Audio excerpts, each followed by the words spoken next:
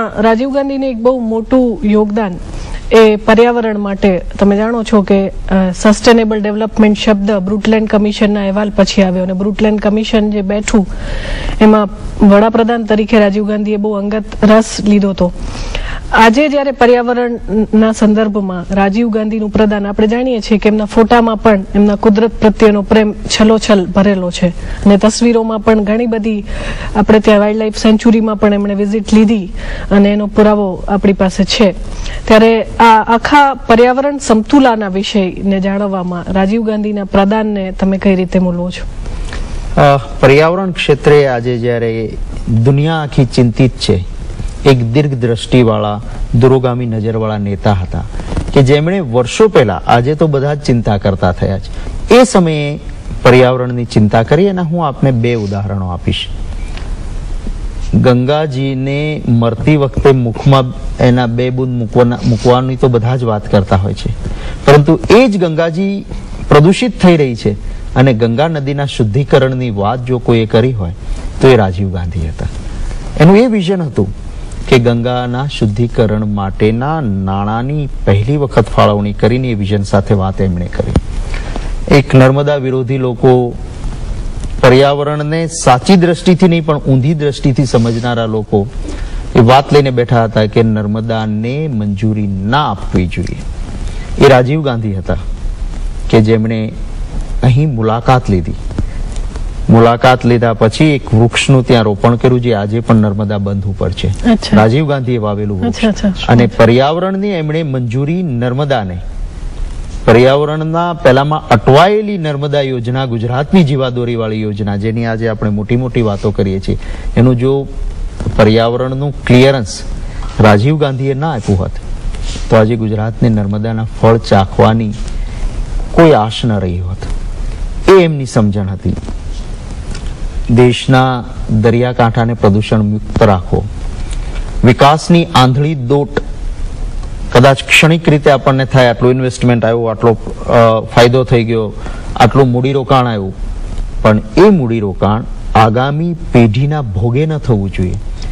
કાલે કોઈ કેન્સરના દર્દીઓ વધતા જાય, નવા નવા રોગો ફાટી નીકળે, આપણો દરિયાકાંઠો એટલો પ્રદૂષિત થાય અથવા આપણું હવામાન એટલું પ્રદૂષિત થાય કે ન કલ્પી શકાય એવી મુશ્કેલીઓ ભવિષ્યમાં આવવાની હોય તો એના પ્રિકોશન્સ લેવાનું કામ અને સેન્ટ્રલ પોલ્યુશન કંટ્રોલ બોર્ડને સૌથી વધારે સ્ટ્રેન્થન કરવાનું કામ જો કોઈએ કર્યું હોય તો એ સ્વર્ગસ્થ રાજીવ ગાંધી કરતો. અને એ જ વાત આપણને એમના ફોટાઓમાંથી જોવા મળે કે નહીં તો માણસ છે ને એ સામાન્ય રીતે કેમેરાનો શોખ હોય તો પણ ઓટો પર કેમેરો મૂકીને કેમેરાની સામે પોતે જ ઉભો રહી જાય.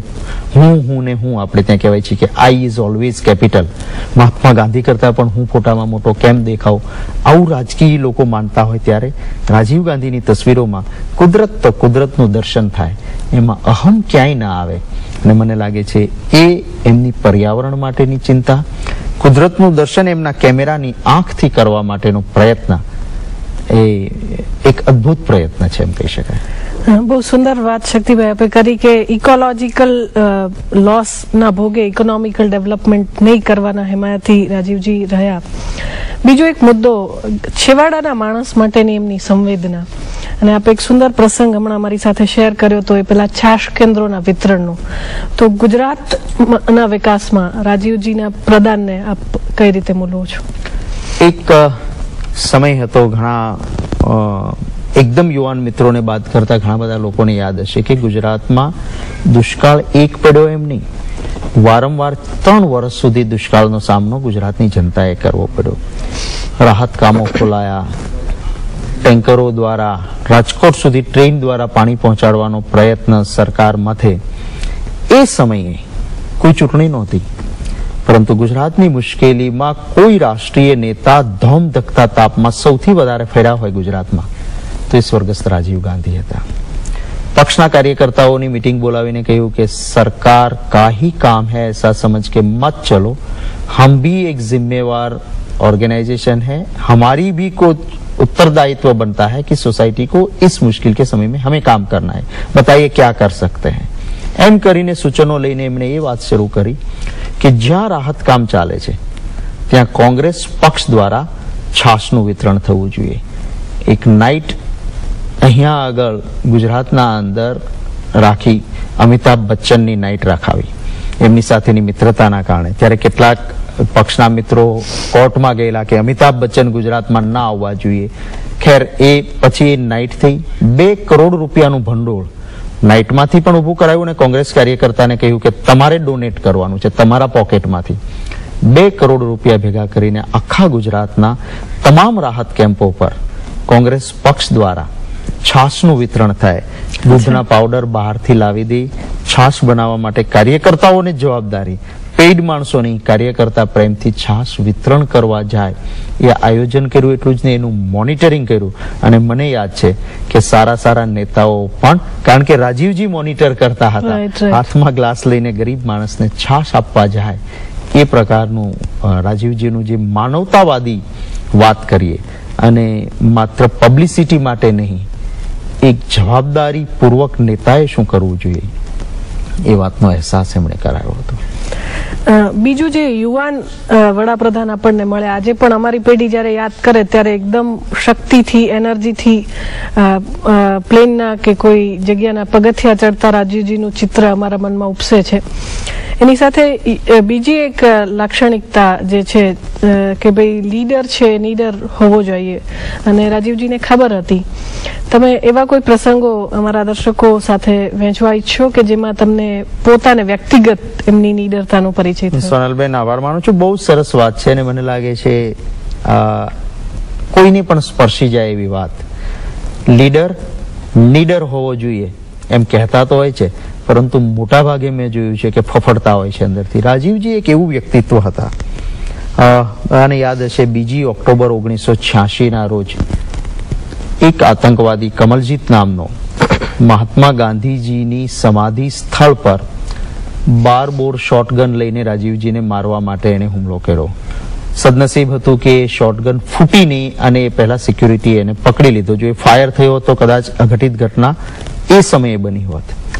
એ પછી 1987માં ઇન્ડો શ્રીલંકા એકોર્ડ માટે થઈને રાજીવજી જ્યારે કોલંબો ગયા અને ત્યાંથી જ્યારે પાછા આવતા હતા, એરપોર્ટ પર સલામી લેતા હતા, ત્યારે એક સૈનિકે એના પર હુમલો કર્યો અને રાજીવજી બચ્યા. આઈબીના, સેન્ટ્રલ આઈબીના રિપોર્ટમાં લખેલું હતું કે ટોપ મોસ્ટ લિસ્ટ ઉપર, સૌથી મોટા ટેરરિસ્ટ જૂથના ટોપ મોસ્ટ હિટ લિસ્ટમાં રાજીવ ગાંધી છે. આમ છતાં મને યાદ છે 1990માં મારા વિધાનસભાની ચૂંટણી પછી મે મહિનામાં જ્યારે રાજીવજી ભાવનગરમાં આવ્યા, મારો મત વિસ્તાર શરૂ થાય ને બોર્ડર પર જ્યારે મળ્યા અને મેં કહ્યું કે હું આપના માટે ઓપન જીપ લાવ્યો હતો કે હું ચલાવો અને આપ મારા વિસ્તારમાં બેસો, પરંતુ અહીંયા એસપીજીએ કહ્યું છે કે આપને સલામતીના કારણે એમની ગાડીમાં જ બેસવું પડશે. 2 આવા હુમલા થયા પછી પણ એમણે એમ કહ્યું કે નહીં, મેં આપકી ગાડી में ही आऊंगा. અને તરત જ એસપીજીને બોલાવીને કહ્યું કે I will go with him. અને મેં ગાડી ચલાવી, નેતાઓ બીજા ઉભા રહ્યા, રાજીવજી ખુલ્લી જીપમાં ઉભા રહ્યા. જાણવા છતાં કે આટલું મોટું જોખમ હોવા છતાં જે કુદરતે કર્યું છે થશે એમ માનીને લોકોની વચ્ચે જવું. રોડ પર, હાઈવે પર એક ચાની લારી વાળાને ત્યાં બેસીને અડધી આપણી ગંડેરી જે ચાય કહેતા હોય છે એ ચાય બેસીને એમણે પીધી હતી. ને આજે મારે કહેવું પડે કે એમની નિડરતા કદાચ યોગ્ય વ્યવસ્થા આપી હોત અથવા એમણે પણ કદાચ પોતાના જીવની ચિંતા કરી હોત તો થોડા વર્ષો વધારે રાજીવજી આ દેશમાં રહ્યા હોત. પણ હું માનું છું કે માણસ કેટલું જીવો એ મહત્વનું નથી, કેવી રીતે જીવી ગયો એ મહત્વનું છે. અને રાજીવજીની આ યાદો મારા જેવા અનેક લોકોના માટે ચિરંજીવી રહેવાની. શક્તિભાઈ, આપણે જોયું કે આખા જ્યારે એમના તસવીર વિશ્વમાંથી પસાર થઈએ છીએ ત્યારે એક બહુ સુંદર ઝલક એમના સુખી લગ્ન જીવનની અને